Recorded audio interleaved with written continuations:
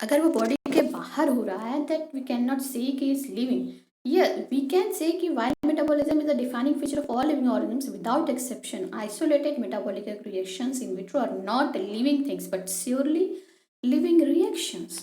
ठीक है, तो जो मेटाबॉलिक रिएक्शन बॉडी के बाहर हो रहे हैं वो तो आपके मेटाबॉलिक रिएक्शंस हैं, हम उनको कह सकते हैं भाई लिविंग कैरेक्टरिस्टिक्स है, बट आइसोलेटेड होंगे अगर बॉडी से तो वी कैन नॉट सी कि भाई वो लिविंग थिंग्स है, कोई किसी चीज़ में वो रिएक्शन हो रहा है तो वो लिविंग थिंग्स नहीं हो जाएगी, बट लिविंग थिंग्स की कैरेक्टरिस्टिक्स जरूर होंगी। Okay, next one is cellular organisation of the body is defining feature, इसीलिए सेल होना बहुत ज़रूरी है। ठीक है, सो ऑर्गेनाइजेशन इज सेल। ठीक है, okay, perhaps the most obvious and technically complicated. अब ये बोल रहा है कि consciousness, self consciousness and response to the environment is the characteristics feature of living organism. जितने सारे प्लांट हैं आपके, even unicellular organisms respond to their non living environment, अपने इन्वायरमेंट के स्टिमुलाई के बेस पे वो अपना रिस्पॉन्स भी करते हैं। ठीक है, जितने सारे आपके इन्वायरमेंट के फैक्टर्स हैं, लाइट, वाटर, टेम्परेचर, सॉइल, जो भी फैक्टर्स हैं, तो प्लांट जो हैं, कुछ प्लांट्स आपने सुना होगा कि भाई इस सीज़न में ग्रो करते हैं, इस सीज़न में फ्रूट बनते हैं, some animals are seasonal breeders के इसी सीज़न में बच्चे देते हैं, तो they all are dependent on the environmental factors. कुछ फैक्टर्स पे डिपेंड होते हैं, कुछ फ्लावर्स जो हैं वो इसी सीज़न में निकलते हैं, कुछ प्लांट्स जो हैं, कुछ फ्रूट्स जो है वो उसी सीज़न में बनते हैं। So that is all the dependency of the living organisms on their environment. ठीक है, डिपेंडेंसी है एंड ये भी कह सकते हैं कि उसी सीज़न पे ही अपना जो है रिएक्शन करते हैं, या उसी फैक्टर के बेस पे या उसी फैक्टर पे इसी टाइम पे जो है वो रिस्पॉन्स करते हैं। So this is all the self consciousness. Okay, so consciousness therefore becomes the defining property of living organism. Okay, now last paragraph. When it comes to human beings, it is all the more difficult to define the living state. We observe patients living in coma. Yes, अब यहाँ पे बता रहा है वही वाली चीज़, living और non living. कुछ पेशेंट्स ह्यूमंस में भी ऐसे होते हैं, कुछ लोग कोमा में चले जाते हैं।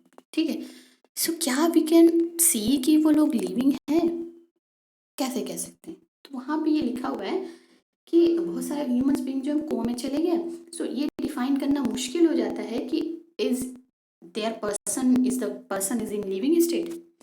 We observe patients laying in coma in hospital virtually supported by machines which replace heart and lungs. तो हार्ट एंड लंग्स को चलाने के लिए जो है कुछ वर्चुअली मशीन्स होती हैं। The patient is otherwise brain dead, उसका दिमाग डेड है। The patient has no self-consciousness. Are such patients who never come back to normal life, living or non-living? Okay, इसके बारे में लिखा है कि आप हायर क्लास में पढ़ोगे, बस मैं बता दूं कि वो लिविंग होते हैं। ठीक है, बट उनमें सेल्फ कॉन्शियसनेस नहीं है। सेल्फ कॉन्शियसनेस नहीं होने की वजह से वो कोई एक्शन नहीं कर सकते, यानी कि उनकी बॉडी में जो है कोई इंटरेक्शन नहीं हो पाते। अब इसमें बारे में और डीप में है, सही बात है, आप हायर क्लासेस पढ़ोगे, but we can not say that person is की नॉन लिविंग। वो नॉन लिविंग नहीं होगा, वो रिप्रोडक्शन नहीं कर सकता, वो मूव नहीं कर सकता, कोई सेंस नहीं कर सकता, बस बॉडी के अंदर कुछ एक्टिविटीज़ होती रहेंगी, मेटाबॉलिक एक्टिविटीज़, वो कुछ सोच नहीं सकता। ओके, ये सारी चीज़ें in higher classes you will come to know that all living phenomena are due to underlying interactions. Properties of tissues are not present in the constituent cells but arise as a result of interactions among the constituent cells. Okay? तो वही कह रहा है कि जितनी सारी properties हमारी body के अंदर हैं they are due to underlying interactions, वो सब की सब इंटरेक्शंस के थ्रू हो रही हैं। अगर कोई properties of tissues are not present in the constituent cell but arise as a result of interactions among the constituent cells. Similarly, properties of cellular organelles are not present in the molecular constituent of the organelle but arise as a result of interactions among the molecular component comprising the organelles. यानी कि जिस तरह से sales जो है वो आपकी properties of cellular organelles are not present in the molecular constituent. हर एक मॉलिक्यूलर जो सेल के या सेल ऑर्गेनल्स के जो मॉलिक्यूलर कॉन्स्टिट्यूएंट होते हैं उनके अंदर वो चीज़ प्रेजेंट नहीं होती जो सेल के अंदर होती है, but arise as a result of interactions among the molecular component comprising the organelles। so cell organelles के अंदर जो है जितने सारे कंपोनेंट होते हैं वो सब के सब एक दूसरे से इंटरैक्ट होके फंक्शन करते हैं। एक सेल के अंदर बहुत सारे कंपोनेंट इंटरैक्ट होके सेल का फंक्शन कर रहे हैं, ठीक है। उसी तरह बहुत सारी सेल्स जो है वो इंटरैक्ट करके काम कर रही हैं, टिश्यूज एक दूसरे से इंटरैक्ट होके काम कर रहे हैं, तो वो इंटरैक्शन की वजह से हो रहे हैं, ठीक है। These interactions result in emergent properties at a higher level of organization. This phenomena is true in the hierarchy of organizational complexity of to all levels. Okay.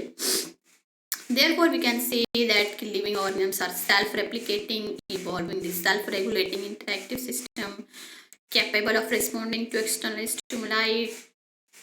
Biology is the story of life on Earth. ठीक है। एक बात आप याद रखिए कि biology is the story of life on earth. Clear हुआ आपको कि व्हाट इज लिविंग? अभी जो क्वेश्चन था कि कोमा वाला, कि कोमे में बहुत सारी ऐसी लिविंग प्रॉपर्टीज होती हैं जो पर्सन नहीं कर पाते हैं, तो क्या हम उसको लिविंग कह सकते हैं? हाँ, कह तो सकते हैं, बट इसके बहुत सारे जो रीज़न जिस वजह से वो सारी जो क्राइटेरिया अगर वो कंप्लीट नहीं कर रहा है तो इसका हम क्या रीज़न दे सकते हैं, वो सब आप हायर क्लास में पढ़ेंगे। अगर समवन इज डेड, कोई मर जाता है, मैं मर गई तो क्या हो गया? मैं नॉन लिविंग हो गई।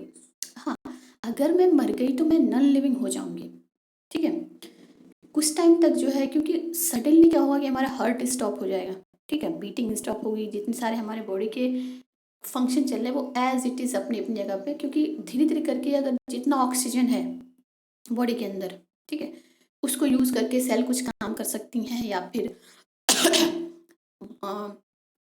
जो भी चीज़ें हैं फटाफट यूज़ होके जो फिर अगर वो ख़त्म हो गई तो जो चीज़ जहाँ है वो वहीं पे, यानी कि ब्लड फ्लो कर रहा है ना, तो अब जब हार्ट पंप नहीं करेगा तो ब्लड फ्लो नहीं हो पाएगा, जब फ्लो नहीं होगा तो जो चीज़ जहाँ है वो वहीं रह जाएगी, ठीक है। दूसरी चीज़ कि ये कहा जाता है कि मरने के बाद क्या होता है कि जो बाल हैं या फिर जो आपके नेल्स हैं, ठीक है, वो तेज़ी से बढ़ते हैं। हाँ, बढ़ सकते हैं, बट इसका रीज़न यही हो सकता है कि बढ़ते इसलिए होंगे क्योंकि सेल के अंदर जो भी कंपोनेंट होते हैं, जितनी सारी इंफॉर्मेशन होती है वो सेल जल्दी जल्दी से बना लेती है, ठीक है, फास्ट बना लेती है। जितने सारे रॉ मटेरियल्स अगर बॉडी के अंदर प्रेजेंट हैं उस टाइम तक, जो भी आपके प्रोटीन वाले जितने कंपोनेंट प्रेजेंट होते हैं वो सब यूज़ करके वो बना लेते हैं, इसलिए वो चीज़ बढ़ती जाती है, ठीक है। मे बी ये रीज़न होगा, बट ये सब चीज़ों के बारे में आप हायर क्लास में और अच्छे से पढ़ोगे, ठीक है, अभी यहाँ पे इसकी ज़रूरत नहीं है। सो यू नो कि biology is the story of life on earth. Biology is the story of evolution of living organisms on earth. All living organisms, present, past, and future, are linked to one another by the sharing of the common genetic material, but to varying degree.